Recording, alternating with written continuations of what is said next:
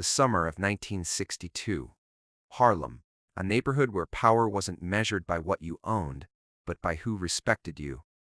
Where a man's word carried more weight than any contract, and betrayal didn't just cost you money, it cost you everything. In this world, Ellsworth Bumpy Johnson was king, not because he claimed the title, but because even his enemies knew better than to challenge it. But 140 miles south, in a small town outside Philadelphia, there were men who didn't care about Harlem's rules. Men who wore white robes and burned crosses. Men who believed fear was their birthright and violence their language. The Ku Klux Klan had terrorized black communities for generations, leaving scars that ran deeper than any physical wound. They moved in the darkness, their faces hidden, their courage only present in numbers. What they didn't understand, what they couldn't have known, was that Bumpy Johnson wasn't just any black man. And Harlem wasn't just any neighborhood.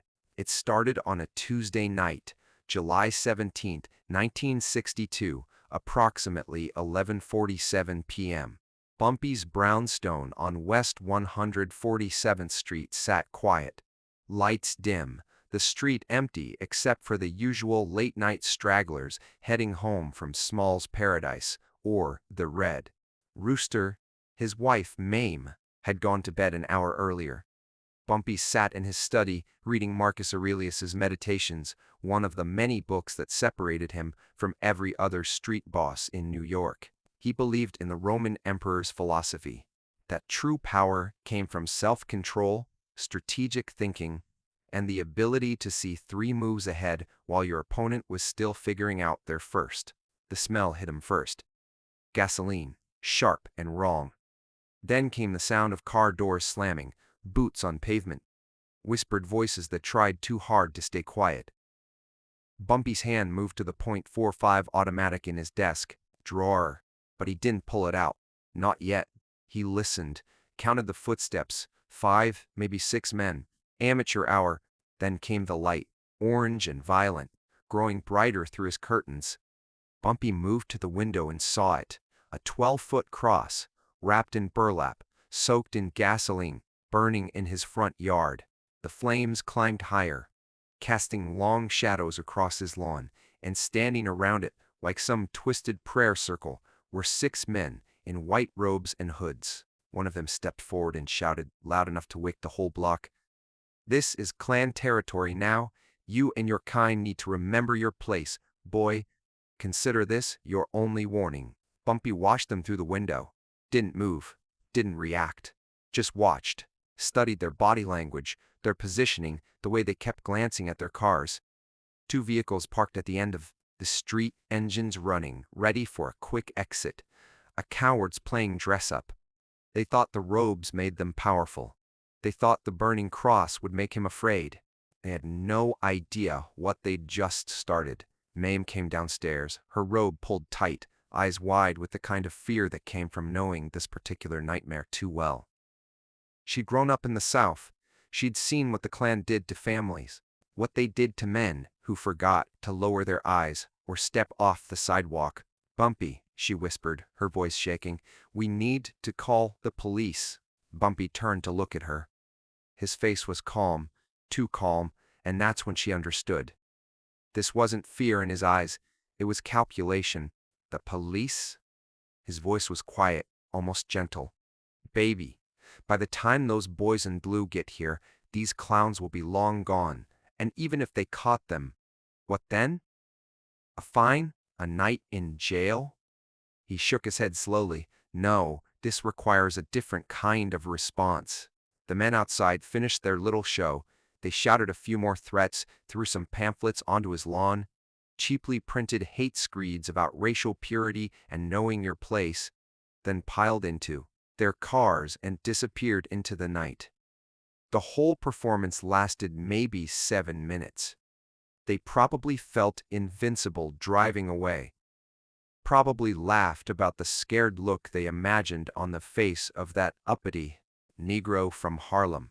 They had no idea Bumpy had already memorized both license plates.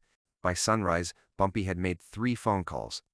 The first was to a man named Jerome who worked at the DMV and owed Bumpy a favor that went back to 1956, when Bumpy had kept Jerome's brother from getting killed over a bad gambling debt. Within 2 hours, Jerome called back with names and addresses for both vehicles. The second call went to a police detective named Louis Sherman, one of the few honest cops in Harlem who understood that sometimes justice and the law weren't quite the same thing. Sherman confirmed what Bumpy suspected. These weren't local Klan members. They'd driven up from Pennsylvania, part of a chapter that had been getting bold, crossing state lines to send messages to prominent black figures. They thought Harlem was too far for anyone to retaliate. Too much distance. Too much protection. The third call was to a man named Frank Lucas, young, ambitious, hungry for respect. Frank had been watching Bumpy for years, studying his methods, understanding that Bumpy didn't just survive through violence, he survived through intelligence, patience, and knowing exactly when and how to apply pressure. "Frank," Bumpy said into the phone, his voice measured, "I need you to take a drive with me. Pennsylvania should take about 3 hours. Bring Junie and that boy from 132nd Street, the one with the good memory for faces." Frank didn't ask questions. When Bumpy Johnson called, you showed up. They left Harlem at 6:30 a.m. on Thursday morning. Bumpy drove his black Cadillac. Nothing flashy, nothing that screamed gangster from New York. Just a well-dressed black man in a nice car, the kind that could blend in almost anywhere if you didn't look too close. Frank sat in the passenger seat, and in the back were Junie Bird and a young enforcer named William Little Bill Henderson. The drive took them through New Jersey and into Pennsylvania, through small towns where black faces weren't welcome and everyone knew it. They stopped once for gas at a station where the attendant stared at them with open hostility but said nothing. There was something about the way Bumpy carried himself, something in his eyes that made even racist small-town gas station attendants think twice about running their mouths. By 10:15 a.m., they were parked across the street from a small ranch house on the outskirts of a town called Levittown. The address matched one of the license plates, a '58 Ford Fairlane registered to a man named Dale Hutchinson. Bumpy had done his homework.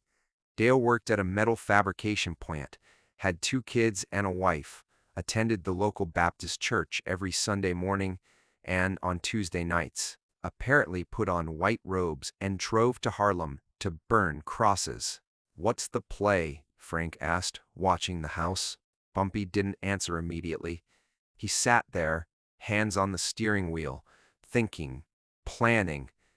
This wasn't about revenge, not exactly. This was about sending a message that would echo louder than any burning cross. This was about teaching a lesson that would make these men question everything they thought they knew about power and fear. "We wait," Bumpy finally said. "We watch. We learn their patterns. Then, when the moment is right, we show them what real fear looks like." They watched the house for 6 hours, watched Dale leave for work at 2:00 p.m., second shift at the plant, watched his wife take the kids to the park, watched neighbors come and go, the mailman make his rounds, a dog walker pass by 3 times. Bumpy noticed everything: the lack of a fence, the single deadbolt lock on the front door, the window on the side of the house that didn't quite close all the way, the fact that Dale parked his car on the street instead of in the garage. Amateur security. These men had spent so long being the hunters, they'd forgotten what it felt like to be prey. At 7:30 p.m., they drove to the second address. This one, belonging to a man named Robert Bobby Kearns, the one who'd done most of the shouting outside Bumpy's house. Bobby lived in a slightly nicer neighborhood, a 2-story colonial with a well-maintained lawn and an American flag hanging from the porch. The flag made Bumpy's jaw tighten. These men wrapped themselves in symbols of freedom while terrorizing anyone who didn't look like them. Bobby's house showed the same carelessness. No security system, predictable patterns, a man who felt so safe in his hatred that he never considered someone might come for him. They returned to Harlem that night. Bumpy hadn't said much during the drive back, but Frank could see the wheels turning. Whatever Bumpy was planning, it was going to be calculated, precise, and devastating. Friday morning, Bumpy made more calls. This time to business owners, community leaders, and a few journalists he'd cultivated relationships with over the years. He didn't tell them everything, just enough, just planted seeds. By Friday afternoon, word was spreading through Harlem. Something had happened to Bumpy Johnson, something involving the Klan, and Bumpy wasn't running, wasn't hiding, wasn't calling the FBI or the police or the NAACP. He was planning. Saturday night, July 21st, 1962, approximately 2:47 a.m. Dale Hutchinson woke to the smell of gasoline. The same smell he'd helped create outside Bumpy's house just 4 days earlier. For a moment, still half asleep, he thought maybe he'd left a can of gas open in the garage. Then he heard the crackling, saw the orange glow through his bedroom window. A cross, 12 feet tall, burning in his front yard. Dale stumbled out of bed, his heart hammering. His wife was screaming. The kids were crying. He ran to the window and saw 6 figures standing around the cross, not in white robes, in simple dark clothes, faces visible in the firelight, and standing at the front, arms crossed, was a black man in an expensive suit who looked at Dale with eyes that held no anger, just cold, calculating certainty. Bumpy Johnson had come to Pennsylvania. Dale's hands were shaking so badly he could barely get his fingers around his shotgun. He ran downstairs, threw open the front door, and raised the weapon. But before he could get a word out, Bumpy spoke. His voice carried across the yard, calm and conversational, like they were discussing the weather. "You can pull that trigger if you want, Dale, but then my associates here will burn your house down with your family inside, or—" He paused, letting the word hang in the air. "You can put the gun down. Come out here and have a conversation like civilized men." Dale's wife appeared behind him, clutching their 2 children. The cross burned higher. The heat was intense even from the porch. Dale looked at his kids' terrified faces and lowered the shotgun. "Smart choice," Bumpy said. "Now walk over here." Dale's legs barely worked. He stumbled down his porch steps and across his lawn, stopping about 10 feet from Bumpy. Up close, the man was even more terrifying, not because of any visible weapon or aggressive posture, but because of the absolute certainty in his eyes. This was a man who'd calculated every possible outcome and knew exactly how this night would end. "You came to my home," Bumpy said quietly, "burned a cross on my lawn, threatened my wife, threw your little hate pamphlets around like they meant something." He took a step closer. "Did you think I wouldn't find you? Did you think distance would protect you? Did you think I was just another scared Negro who'd call the police and hope for justice that never comes?" Dale's mouth opened, but nothing came out. The flames behind him crackled and popped. "Here's what's going to happen," Bumpy continued, his voice never rising above conversational volume. "You're going to call every single member of your little Klan chapter. You're going to tell them what happened here tonight. You're going to tell them that Bumpy Johnson from Harlem came to Pennsylvania, found you in your home, and made you understand something very important. That fear is a weapon that cuts both ways. That when you terrorize someone, you better make sure they don't have the resources, the intelligence, and the will to return that terror tenfold." Bumpy reached into his jacket. Dale flinched and pulled out a photograph. He held it up so Dale could see it in the firelight. It was a picture of Dale's kids at the park. "Taken yesterday by one of Bumpy's men." "I know where your children go to school," Bumpy said, his voice still impossibly calm. "I know where your wife shops for groceries. I know what time your mother visits on Sundays. I know everything about you, Dale. Everything. And if you or any of your friends ever, and I mean ever, come near me, my family, my neighborhood, or anyone under my protection again, I won't burn a cross in your yard." He leaned in closer, his voice dropping to barely a whisper. I'll burn everything you've ever loved to the ground. And you'll watch. The silence that followed was broken only by the crackling flames. Dale's face had gone pale. Sweat ran down his temples despite the cool night air. He nodded. A small, terrified motion. "Good," Bumpy said, stepping back. "Now get on the phone." They made Dale call Bobby Kearns first, then 3 other Klan members who participated in the Harlem cross burning. Each conversation followed the same script: terrified stammering from Dale, shocked silence from whoever answered, and then the slow, dawning realization that they'd miscalculated badly. By the time Bobby Kearns arrived at Dale's house, driving 90 miles per hour in his panic, the cross had burned down to ash. Bumpy and his men were gone. All that remained was Dale sitting on his porch steps, hands shaking, while his wife packed suitcases inside. They'd be leaving Pennsylvania, leaving their home, leaving everything behind because they finally understood what real fear felt like. Within 48 hours, the entire Klan chapter had dissolved. Robes were burned, not in ceremony, but in panicked backyard fires, as members tried to destroy any evidence they'd ever been involved. Bobby Kearns moved to Ohio. 3 others left the state entirely. The chapter's grand dragon, a used car salesman named Eugene Mitchell, who'd orchestrated the Harlem burning, received a visit on Monday morning from 2 FBI agents who, you'd received an anonymous tip about his organization's interstate terrorism activities. Eugene found himself facing federal charges that would eventually send him to prison for 6 years. None of this happened through official channels. None of it made the front page of newspapers. But in the streets of Harlem, the story spread like wildfire. How Bumpy Johnson hadn't called the police, hadn't filed a lawsuit, hadn't held a press conference or organized a protest. He'd simply driven to Pennsylvania, found the men who'd threatened him, and made them understand that in the game of fear, they were amateurs playing against a grand master.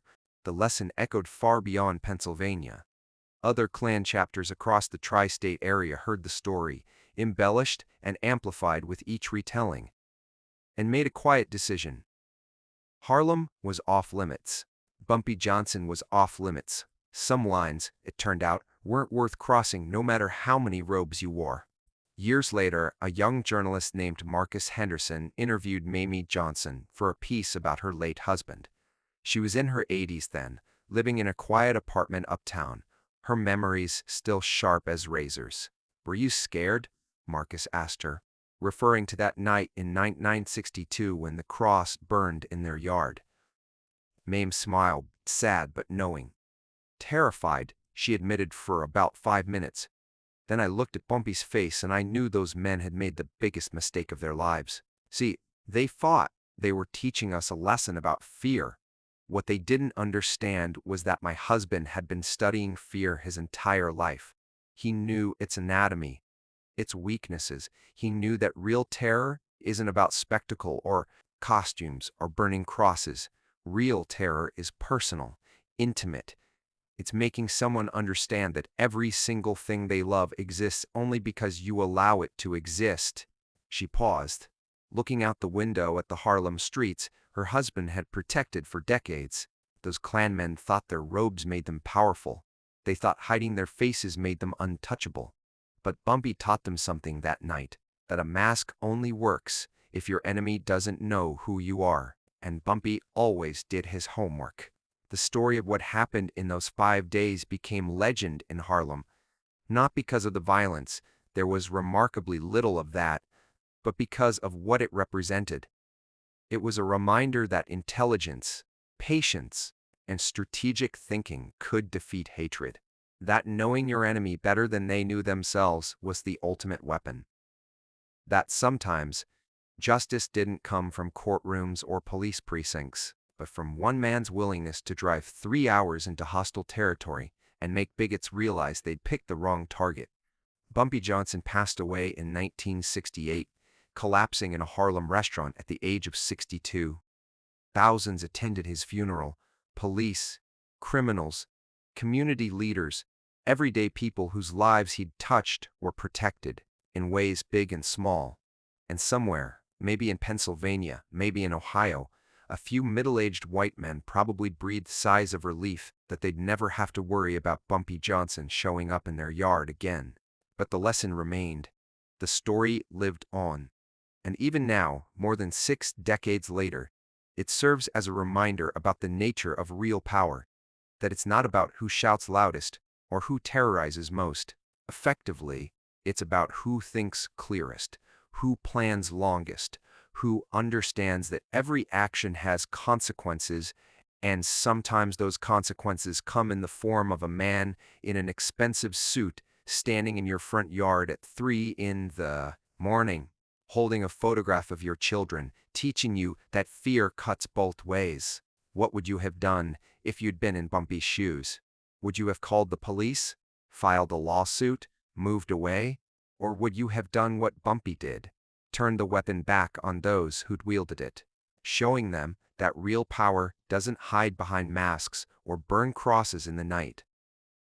That true strength comes from intelligence, preparation, and the will to teach lessons that echo for generations. If this story made you think differently about power, justice, and the different ways people respond to terror, drop a comment below, share your thoughts, and if you want more stories about the strategic minds who shaped history, from the shadows, the chess players who saw 3 moves ahead while everyone else was still learning the rules, hit that subscribe button. Because history isn't always written by the victors. Sometimes it's written by those smart enough to make their enemies destroy themselves